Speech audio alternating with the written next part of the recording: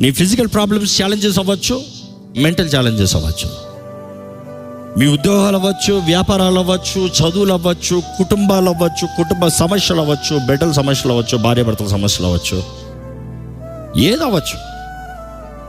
ఆయనకి ఇవన్నీ చెప్పాలి, ప్రతీది చెప్పాలి. ఆయన చిత్తాన్ని, సహాయాన్ని వేడు.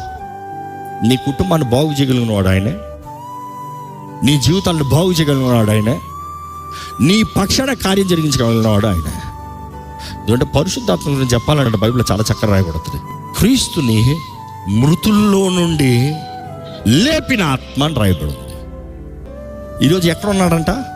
ఆ వాక్యం చదివితే మనలో ఉన్నాడంట. మనలో కార్య సాధిక శక్తి కలిగిన డ్యూనిమస్ పవర్. నీ జీవితంలో కార్యం జరిగిస్తానికి జనరేటర్ పవర్లా చెప్పచ్చు. నీకు ఎంత కావాలో అంత శక్తినిచ్చే దేవుడు ఉన్నాడంట. పరిశుద్ధాత్మను ఆహ్వానించండి.